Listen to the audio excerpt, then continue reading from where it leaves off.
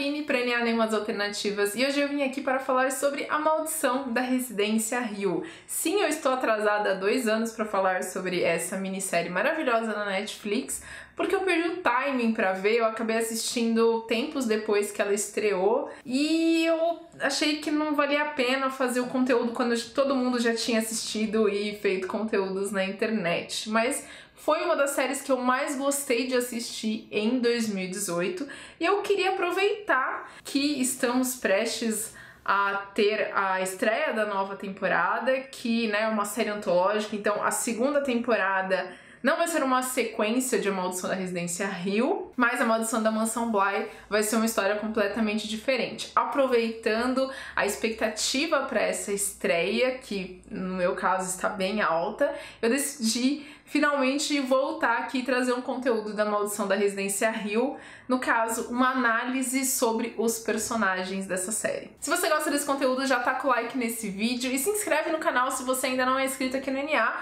Eu falo bastante sobre séries, sobre filmes, e eu gosto bastante dessa temática de terror com bastante profundidade. E segue a gente lá no Instagram, que a gente dá outras dicas que não necessariamente viram vídeo aqui no canal. Bom, eu preciso alertar que esse vídeo vai ter spoilers, porque para conseguir fazer uma análise mais profunda sobre a série, eu vou ter que entrar em elementos que vão estragar a sua surpresa se você não assistiu ainda. Eu recomendo bastante que você assista, porque é uma série incrível. Uma coisa que a gente entende depois que a gente assiste A Maldição da Residência Hill, que é baseada no livro de mesmo nome da Shirley Jackson, é que os personagens, eles são assombrados por fantasmas. Parece óbvio quando a gente fala isso, né? Mas eu não tô falando simplesmente de criaturas sobrenaturais. Sim, existe o elemento sobrenatural em A Maldição da Residência Hill, isso fica evidente logo de início. Mas todo esse elemento de terror sobrenatural oferece uma análise paralela, e os fantasmas que os personagens enfrentam também são traumas do passado, angústias, sofrimentos. O Steve, que é o filho mais velho da família Crane, que a gente acompanha na série, ele fala no último episódio: "Eu vivi com fantasmas desde criança. Fantasmas são culpa, são segredos, são arrependimentos e fracassos, mas muitas vezes o fantasma também é um desejo." Ele entende também isso no final, fica até bem claro, né? A série não deixa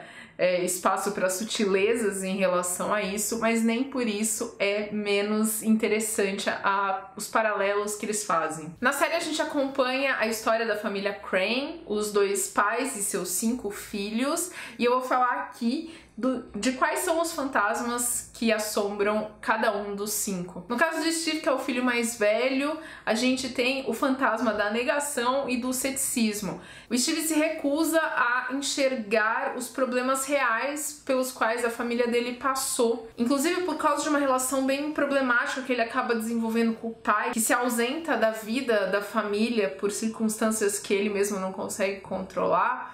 Gera uma frustração muito grande no Steve. Ao tentar explicar todos os problemas da família, falando que eles têm genes ruins, que o problema é uma insanidade que inclusive pode ser hereditária, pode ter passado da Olivia pro Luke, pra Nell e para os outros filhos, ele realmente se recusa a ver a real raiz dos problemas que as outras pessoas da família dele estão enfrentando. Como ele também conta no final da série, ele construiu um muro, que na minha concepção é esse muro de negação. E ele achava que desse jeito ele ia conseguir se proteger. Só que ele não consegue se proteger com esse muro e definitivamente não consegue proteger os outros. Porque esse muro, na verdade, só serve para afastar as outras pessoas da vida do Steve, seja os irmãos dele, o pai dele, a esposa dele, enquanto o muro também tá prendendo ele com os próprios problemas. A próxima filha, que é a Shirley, carrega o fantasma da tentativa de controlar as coisas e também o fantasma da culpa. Eu acho que a necessidade de controle que se desenvolveu dentro da Shirley adulta é uma forma que ela desenvolveu para conseguir lidar com a dor que ela sentia. Eu acho muito interessante ela ter encontrado tranquilidade em relação a toda a questão da morte da mãe, justamente abrindo uma funerária e atuando na parte de preparação de corpos, né? Essa ideia dela preparar os corpos, de consertar os corpos para que eles tenham uma aparência que lembre a gente de como eles eram em vida, isso traz um conforto pra ela e que ela leva isso pra outras pessoas, pra tentar ajudar outras pessoas que ela atende na funerária. Eu achei isso bem legal. Mas é claro, ela é assombrada pelo fantasma da culpa também. Em vários momentos a gente vê a Shirley tendo a visão de um homem que tá sempre levantando o copo pra ela. Eu, pelo menos, achava, imagino que muita gente acha, que é mais um dos fantasmas da Residência Hill que tá assombrando a Shirley. No caso, não tem nada a ver com a Residência Hill. A gente descobre no final que era um cara com quem ela teve um caso, né? Com quem ela traiu o marido dela. E ela carrega essa culpa dentro dela. Ela tenta ser toda certinha e espera isso das outras pessoas, joga isso para as outras pessoas, que elas têm que ser super corretas, quando ela mesma não foi. Eu imagino que, inclusive, ela só consegue se livrar desse fantasma da culpa quando ela consegue admitir o que ela fez, ela, sei lá, se perdoa, não sei se ela se perdoa, mas ela conta isso pro marido e pelo que dá pra perceber das cenas que vem depois, até do momento em que ela tá contando pra ele, ele consegue aceitar e perdoar ela. Daí chegamos à personagem da Teal, que é uma das minhas personagens favoritas da série. Ela carrega o fantasma da solidão autoimposta. A gente entende quando a Teal é bem novinha que ela tem uma sensibilidade que veio da mãe dela. Quando ela toca as pessoas, ela consegue sentir o que os outros estavam sentindo. E isso traz muita dor e sofrimento pra ela. Para não sentir esse sofrimento, a Teal decide se fechar nela mesma. Ela começa a usar luvas, né, para que ela não toque em ninguém. Mas ao mesmo tempo que ela se fecha pro sofrimento, ela se fecha para todas as manifestações de sentimentos, ruins ou bons. Ela já tinha dificuldade de pequena em se abrir, seja pros irmãos, seja pros pais dela, e na vida adulta ela carrega isso também. Ela tem dificuldades ainda de se relacionar com os irmãos dela, de se abrir, e ela não consegue também estabelecer relacionamentos em que ela se abre. Ela não quer estabelecer, ela não quer relacionamentos mais profundos. Só que em determinado momento da história ela percebe o quanto ela tá esvaziada de sentimentos e ela acaba entrando em desespero, porque ela associa essa falta de sentir com um sentimento de morte. É bem impactante o discurso que ela dá pra Shirley falando sobre isso. É até doloroso chegar na análise do Luke, porque a vida dele, a trajetória dele foi muito, muito sofrida. Eu vou chegar na Nell, que eu também bastante sofrida, mas é quase como se o Luke não tivesse tido alegrias na vida dele. O fantasma que o Luke carrega, principalmente, é o fantasma do medo. Ele diz que sempre foi uma criança muito medrosa e que ele achava que quando ele crescesse, esses medos iriam embora. É um tanto triste a gente perceber que ele tinha essa ânsia por crescer, porque ele achava que ele ia conseguir se proteger dos medos se ele crescesse. Tem uma frase que o pai fala pro Luke quando ele tá tentando negociar com o filho de dar um chapéu pra ele que era muito grande, e o Luke tava contando um pouco antes que ele tinha visto fantasmas, e o pai dele tava tentando dizer que não, essas coisas de fantasma é imaginação da sua cabeça. E o pai diz exatamente isso pra ele. Você quer ficar com esse chapéu? Eu deixo você ficar com esse chapéu, só que esse chapéu é pra meninos grandes. E meninos grandes sabem a diferença entre o que é real e o que é imaginário. Naquele momento, o Luke aceitou o que o pai disse, tentando admitir pra ele mesmo, talvez, não sei, ou pelo menos pro pai, que aquilo que ele estava dizendo realmente era imaginação, que era uma mentira, quando pra ele era real. E a gente descobre no final que tudo era real, tanto os fantasmas quanto a amiga imaginária Abigail, que, né, foi um choque pra todo mundo descobrir que ela era realmente uma menina de verdade. E pra infelicidade do Luke e nossa, assistindo, ele descobre que os medos não são coisas somente de crianças. Quando a gente cresce, não só os medos não vão embora, como surgem outros medos. Para fugir dessa realidade, ele acaba se afundando nas drogas. E o Luke ainda carrega o fantasma da insegurança, porque além da família não acreditar nele quando ele era pequeno, por acreditar que ele estava imaginando coisas, eles passaram a não acreditar nele como adulto por conta da dependência das drogas. Como ele mesmo diz, a única que acreditava nele era a Nell, a sua gêmea. Falando nela, a Nell é a última dos Crane, porque ela nasceu segundos depois do Luke e era considerada mais nova. Tem uma cena no 6º episódio, que é aquele episódio maravilhoso do plano sequência, que infelizmente define qual é o fantasma da Nell. Em determinado momento, quando eles estão lá na residência Hill, a menina desaparece no meio da tempestade, todo mundo fica desesperado e eles se dividem para procurar ela no escuro. E quando eles encontram ela, ela diz: mas eu tava aqui do lado de vocês o tempo todo, tava pedindo por ajuda e ninguém tava me vendo, ninguém tava me ouvindo. Assim como o Luke, a Nell, que era muito pequena, muito pura, mas suscetível às influências da casa, ela foi muito afetada pela residência Hill. E eu entendi que ela precisava de muito apoio para ela conseguir seguir em frente, para ela conseguir superar os traumas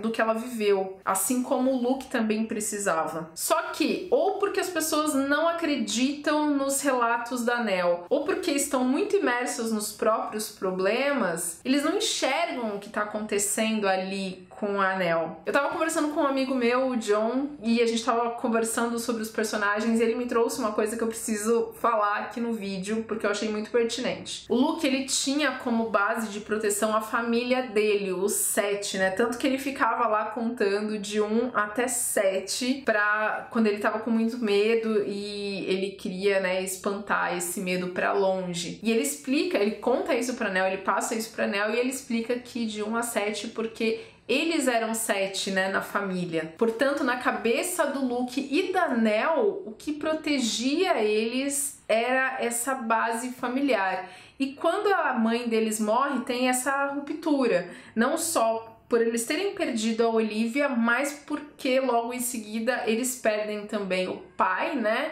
Que fica longe deles, não consegue ficar perto dos filhos. E eles ainda eram muito pequenos, os 5 eram pequenos, para conseguir se sustentar sozinhos. E a gente vê no final da série que eles só conseguem enfrentar tudo isso quando eles se unem, infelizmente depois da morte da Nell, mas daí sim para enfrentarem juntos os fantasmas de todos eles. Eu queria trazer ainda para o vídeo uma teoria que os fãs fizeram sobre os irmãos Crane serem, na verdade, estágios do processo de luto.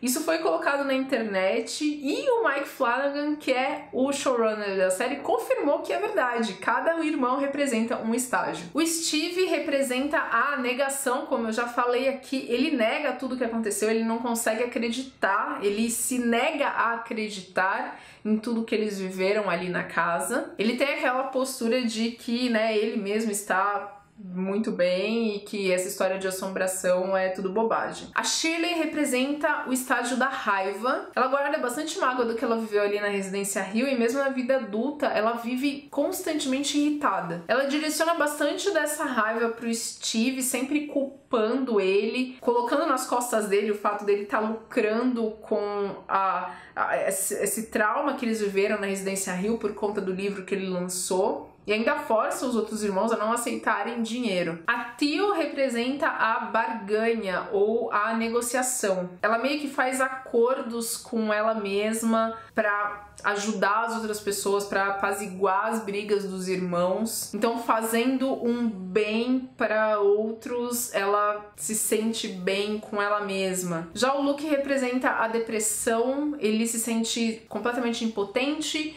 em relação a tudo que eles viveram, a morte da mãe, os problemas com a família, e a única forma de fuga dele são as drogas. E por fim, a Nell é o último estágio do processo de luto, que é a aceitação. Ela com certeza não é uma personagem que tá feliz com o que ela viveu ou que ela vive. Ela ainda tem medos, tem muita tristeza, mas ela entende o que aconteceu, ela tem a maior clareza e tranquilidade entre todos os irmãos em relação a tudo que eles viveram ali, e ela aceita isso e tenta seguir em frente a despeito de tudo. A gente vê que tem coisas que tentam puxar a Nell pra baixo, mas ela tem uma certa serenidade pra entender e aceitar o que ela viveu. E é isso, essa série maravilhosa que é A Maldição da Residência Hill propõe um monte de análises diferentes.